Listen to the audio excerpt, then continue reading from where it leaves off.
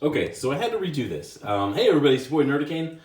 This is an old comic. This is not a new comic. I know it looks gorgeous and it's just well made because it's from a time when Marvel was making really good comics. So this is the second take I've done on this. And the first video was okay, and I pointed out, I kind of focused on the differences between, then and now. But something I uploaded it, but I didn't publish the video.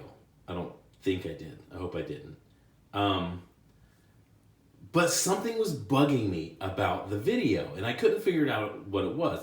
Until last night, I was laying in bed, and I was thinking about this comic and about this story. And then it kind of hit me that I think Walter Simonson might have some sort of beef with Joss Whedon and the people who wrote the first Avengers movie. Because this is almost a primer for the first Avengers movie. So there is a little bit of, the normal Marvel silliness. Oh God, look at that. It's Final Fantasy VII. Imagine, look at this. It's saying pre-order it. Reserve now. Can you believe, this was before Final Fantasy VII. This is a legendary game. This is a game that they're going to keep making and making and making for generations, because it's just one of those games that you have to play as a gamer.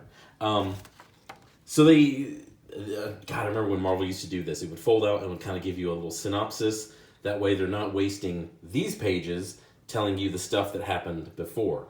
But look at Hawkeye here. That was his costume. But this is like an alternate universe Hawkeye or something. Or he was enchanted. Okay, so here's the similarities, okay? There's Loki with his gold and green horned outfit. That's a light thing, because he had this costume for a long time. So the basis of the story is Loki shows up in New York out of nowhere. Basically, the gamma engine, or whatever it is, the gamma reactor that powers the Avengers base, it's a power source hidden in the recesses of a base. Loki is able to tap into. He's able to steal it and tap into it and use that to boost his abilities. Sound familiar? Okay, it's going to get a lot more familiar.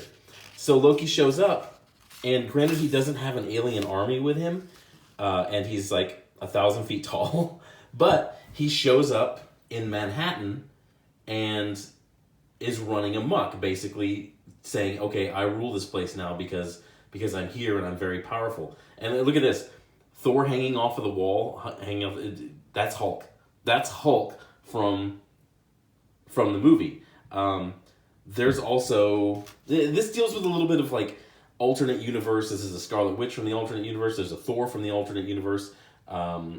Enchantress, and I think one other person. They were with Loki, and then Loki turns on him, and he just does I don't know if I'd call it a heel turn, because he's Loki. He's just like, okay, the charade of you guys being my partners is over.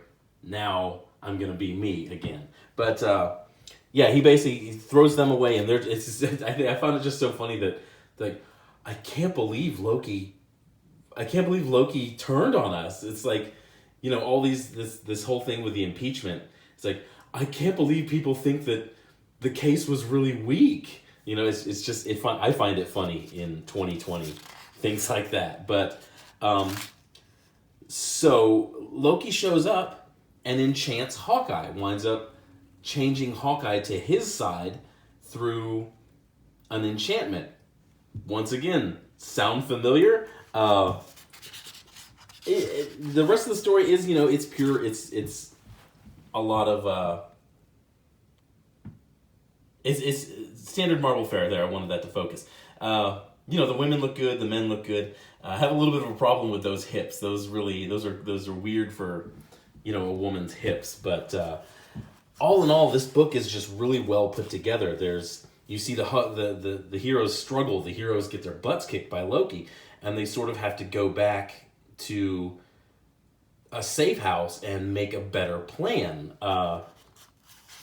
And it's very, they have two Thors. They have Thor, and then they have alternate universe Thor, and they sort of have to team up, and it's once again, the Avengers weren't really a team. They weren't really expecting to team up. They had a lot of personality conflicts, and you see this here. You see a little bit of personality conflicts. People who were enemies are now friends, are now allies. There's a shot of this is the reactor. This is the Tesseract, and Loki's, he's got a force field around it, and they're trying to break that. They're trying to figure out a way to take that from him. That's, it plays out. There's kind of a cool thing where they do where alternate universe Thor uses magic to make himself look like Odin and fight this giant Loki, and it was kind of a cool trick. It was tricking the trickster. It's a very Marvel thing to do, and you see in the end, there's a weight to the story. There is, there's a loss where there's also a loss. Where in the Avengers we think we lost Coulson. In this one, you lose Thor, the brother of Thor, dies in this sort of one-on-one battle with Loki. I just reading this book, and this is kind of what struck me is just how many things in this book were shadows. These are like shadows of what came later in the Avengers, in the original Avengers movie. But this is Walter Simonson. No introduction needed there. You guys should know him if you've been a fan of Marvel for long enough. You know that. And also, look at that. Rochelle Brissenden. That's a female editor at Marvel way back in, let's see when this was, if this will focus, 1997, number 11, September 1997. Where was I? I was firmly in my second year, stuck at Moody Air Force Base in Valdosta, which was an absolutely miserable base. That was probably, 97 was probably the most miserable year of my military career, but maybe I'll probably do a video of that. But the next year, I got my orders to go to England. I went and lived in England, and England was amazing. But look at that. This another thing. I love the thing about these old comics, and this is an old comic, obviously, is the advertisements. You just see advertisements for things like games, upcoming games, and things that you saw back then, and you're like, oh, that came out good. Oh, that Steel Rain came out. It wasn't a very good game.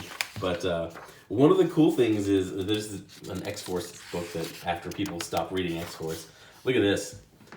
Look at that. That's Kenny Lofton and that's Mike Piazza back in the day. I think both of these guys are like Hall of Famers, but this is back when they were like super young. And it's just one of the fun things that I like to see about when I read these old comics. Maybe I sort of want to go back and read early Gen 13 to see just what it was like, back then, and also to take a look at Jay Scott's work back then to see, the development as it is today, as he's like a master. He's so good. He's such a good artist that he doesn't even do comic books anymore. People call him up and say, hey, will you do a cover for us? We know that your covers will boost the sales of our comics because you draw good-looking women and good-looking men. That's all we need from you. We can't afford to have you do the pages, but if you'll just do the cover, that would be great. But check. If you can find this, this is September 11th. Oh, that's darkly foreshadowing. That's darkly foreshadowing. But if you can find this, go check this out. And as usual, don't be afraid to go rummage through the dollar bin. You can find some really good stuff. I found a Bendis book. I did a video a few months back. I did a Bendis book back when he was actually really good and he was up and coming. And there was none of the Bendis tropes in the book. But thanks for your time. Go check this out. This is a really, really interesting book. It'll really get your brain turning on this. But thanks for listening. You guys go have a good day. Bye.